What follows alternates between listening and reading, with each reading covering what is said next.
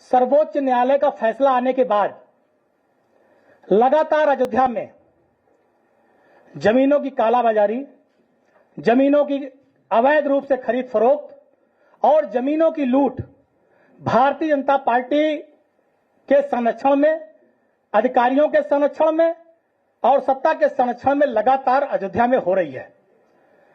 5-6 मामले हैं। सबसे पहला मामला है अयोध्या का रेंज फायरिंग स्थान का। एक बड़ा स्थान अयोध्या में 13,000 से ज्यादा एकड़ भूमि मिलिट्री के लिए, युद्धाभ्यास के लिए आरक्षित थी। आज उस जमीन पर प्लाटिंग हो रही है। जिस जमीन पर युद्धाभ्यास होता था, जिस जमीन पर मिलिट्री अपने रिहर्सल करती थी, गोला बारूद दागती थी, भारतीय जनता पार्टी के नेताओं ने वहां पर प्लाटिंग कर डाली है। देश के बड़े बड़े उद्योगपतियों ने सत्ता के संरक्षण में वहां पर जमीन ले ली है। और हम और अयोध्या वासी इस बात से बहुत चकित हैं कि अयोध्या में ऐसा कौन सा आपातकाल आ गया था, अयोध्या में ऐसी कौन सी विषम परिस्थिति पैदा हो गई कि जहां पर मिलिट्री सेना युद्धाभ्यास करती थी, वो जमीन उद्योगपतियों को और भाजपा के नेताओं को बेच दी गई। भाजपा के नेता वहां पर प्रॉपर्टी डीलर बनकर प्रॉपर्टी डीलिंग का काम शुरू कर दिए। देश के नामी गिरामी उद्योगपतियों ने वहां पर जमीन ले ली। भारतीय जनता पार्टी अयोध्या के विधायक हैं वेद प्रकाश गुप्ता, श्री वेद प्रकाश गुप्ता, बहुत भारी मात्रा में जमीनें उन्होंने वहां खरीद डाली, बहुत भारी मात्रा में। पूरा ब्लॉक की ब्लॉक प्रमुख हैं उषा सिंह जी, उनके बेटे शिवेंद्र सिंह, और देश के बहुत से बड़े बड़े उद्योगपति हैं, सीपी शुक्ला पूर्व विधायक। इन सारे लोगों ने और देश के बड़े उद्योगपतियों ने बहुत ढेर सारी जमीनें खरीद डाली। अब आज वहां पर युद्धाभ्यास नहीं हो सकता और सरकार उसके बाद उस जमीन को फ्री करने जा रही है। एक ग्राम सभा की जमीन, जिस जमीन को उद्योगपतियों ने लिया, देश के सर्वोच्च उद्योगपतियों ने लिया, आज वो ग्राम सभा युद्धाभ्यास क्षेत्र से बाहर की जा चुकी है। सरकार ने आज तक ये नहीं बताया कि अयोध्या में ऐसा कौन सा आपातकाल आ गया था कि उद्योगपतियों को जमीन दी जा रही है जहां पर सेना अभ्यास नहीं करेगी। वहां पर घर नहीं बन सकता, पहले आदेश था घर नहीं बन सकता, मकान नहीं, दुकान नहीं बन सकता, लेकिन आज वहां पर प्लाटिंग हो रही है, ढेर सारे मकान बन गए। तो मैं इस बात का खुला आरोप लगा रहा हूं कि भारतीय जनता पार्टी उत्तर प्रदेश सरकार के संरक्षण में, भारतीय जनता पार्टी के संरक्षण में अधिकारी नेता सेना की जमीन पर प्रॉपर्टी डीलिंग कर रहे हैं और आज कोई सुनने वाला नहीं है। यह हाल है अयोध्या में सेना का। और उसके बाद बता दूं, जो 14 ग्राम सभाएं हैं, एक ग्राम सभा को किया है, 13 और ग्राम सभाओं को भी युद्धाभ्यास क्षेत्र से बाहर करने की पूरी तैयारी है, जिससे कि भारतीय जनता पार्टी के नेता और बड़े उद्योगपति वहां पर प्रॉपर्टी डीलिंग कर सकें, जमीन बेच सकें और पैसा कमा सकें। बहुत सस्ते में कौड़ियों के दाम जमीन ली गई है किसानों से, कौड़ियों के दाम। उस जमीन का जो नेचर था वो सिर्फ ये था कि वहां पर किसान खेती कर सकता है और जब सेना को युद्धाभ्यास करना होगा तो किसान अपनी जमीन खाली कर देता था। लेकिन आज वहां पर उसका नेचर बदला जा रहा है। किसान से जमीन बहुत सस्ते में लेकर के और बहुत महंगी जमीनें बेची जा रही हैं और इसको भारतीय जनता पार्टी के नेता, सरकार के संरक्षण और उसके अधिकारी मिलकर ये सारे लोग कर रहे हैं। तो मैं जानना चाहता हूं कि ऐसी कौन सी आपात स्थिति आई कि उसका नेचर चेंज किया जा रहा है। दूसरा मामला, लोकसभा चुनाव अयोध्या भारतीय जनता पार्टी हार गई। भारतीय जनता पार्टी के चुनाव हारने के पहले एक नई रेलवे लाइन का प्रस्ताव था। रेलवे लाइन का प्रस्ताव था। पहले जो रेलवे लाइन जा रही थी केवल जमीन से जा रही थी, वहां पर किसी का मकान नहीं था, किसी का मकान उस क्षेत्र में नहीं पड़ रहा था। आज दोबारा जब लोकसभा चुनाव भाजपा हार गई तो अब जो रेलवे लाइन का नया प्रस्ताव आया है, उस प्रस्ताव में कम से कम 200 मकान, गेस्ट हाउस, दुकानें लोगों की जा रही हैं। लोग प्रभावित हो रहे हैं। लोकसभा चुनाव के पहले का जो प्रस्ताव था, जो डिजाइन तय की गई थी, वो केवल जमीनों पर था, वहां किसी का मकान और दुकान नहीं था।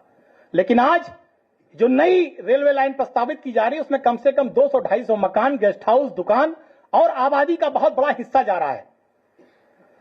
ऐसा क्यों किया जा रहा है? अयोध्या में एक महर्षि योगी हैं जिनका एक ट्रस्ट है। इन्होंने ढेर सारी जमीनें कूट रचित तरीके से ली। इन्होंने कई जमीनें दलित बिरादरी के लोगों की ली, जिस पर अधिकारियों ने इनके खिलाफ लिखा पढ़ी किया। इनके ऊपर मुकदमा दर्ज करने का बाकायदा आदेश हुआ, लेकिन मुकदमा दर्ज नहीं हुआ, कोई कार्रवाई नहीं हुई।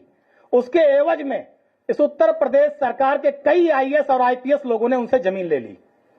प्रमुख सचिव से लेकर आईएएस से लेकर और लेखपाल तक ने जमीन ली है। अब नाम आप लोग पता कर लीजिएगा, सब ने जमीन ली है महेश जोगी से। और जमीन क्यों दी गई? कि रेलवे लाइन जो है हमारी जमीन से हटा करके जो आबादी है, जो गरीब मध्यम वर्गीय परिवार के लोगों ने मकान बनाया है, उनके मकान से रेलवे लाइन चली जाए और उनकी जमीन बच जाए। तो ये हाल है योगी सरकार के अधिकारियों का, ये हाल है योगी सरकार के अधिकारियों का। और जिन अधिकारियों ने रजिस्ट्री ली है जमीन की, सब हमारे पास है। अभी हम अपने राष्ट्रीय अध्यक्ष जी को सब सौंपेंगे। ये जमीनों की सारी रजिस्ट्री है हमारे पास। अभी अपने माननीय राष्ट्रीय अध्यक्ष जी को सौंपेंगे कि किन अधिकारियों ने महेश जोगी ट्रस्ट के काले कारनामे में साथ दिया और जमीनें उनसे लेकर ट्रस्ट बनाता कि हम शिक्षा का काम करेंगे, विकास करेंगे, और वो जमीन का काला कारोबार कर रहे हैं अयोध्या में। और अधिकारियों की सब अधिकारी, बड़े बड़े अधिकारी हैं अयोध्या में पोस्टेड थे, कुछ नहीं थे, प्रमुख सचिव से लेकर लेखपाल तक। किसी ने पत्नी के नाम, किसी ने साली के नाम, किसी ने ससुर के नाम, किसी ने साले के नाम, किसी ने सरहज के नाम, सब ने जमीन खरीद ली। और अब रेलवे लाइन गरीब के किसान के मकान पर जाएगी। ये काम भारतीय जनता पार्टी कर रही है। और जो हमने अभी बताया था युद्धाभ्यास वाला क्षेत्र, ये ढेर सारी रजिस्ट्री है, ढेर सारी।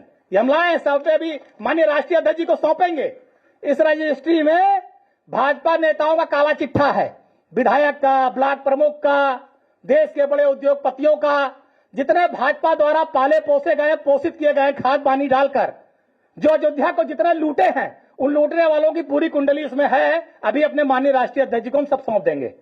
और हम चाहेंगे कि हमारे माननीय राष्ट्रीय अध्यक्ष जी इस पर निश्चित रूप से उनकी आवाज उठेगी तो अयोध्या के जो गरीब और किसान है उसको निश्चित रूप से राहत मिलेगी।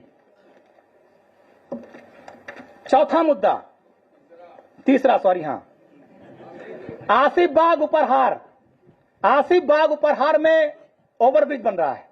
वहां के पार्षद दुल्लू यादव आए होंगे, कहां हैं? पीछे, ठीक है।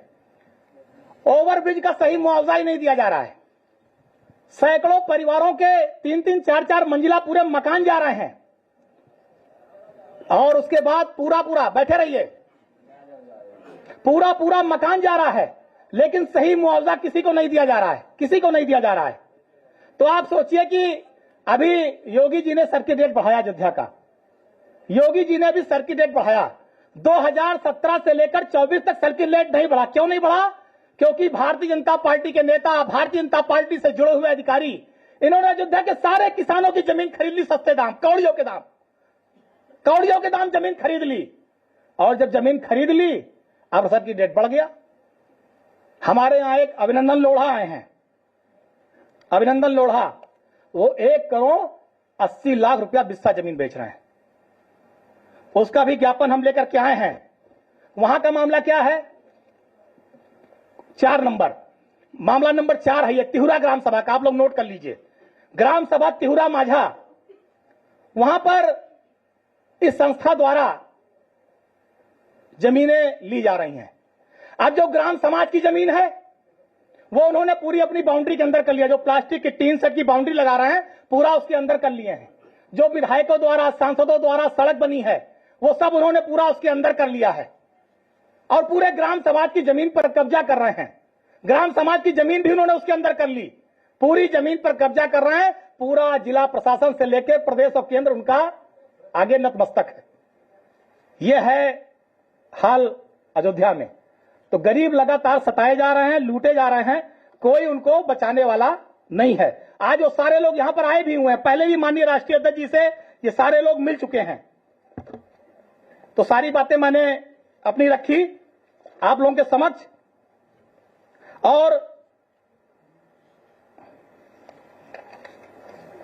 मैं अपनी बात को इसी के साथ खत्म करता हूं कि जमीनों की जो भी कालाबाजारी है, वो सारी बातें मैंने रख दी।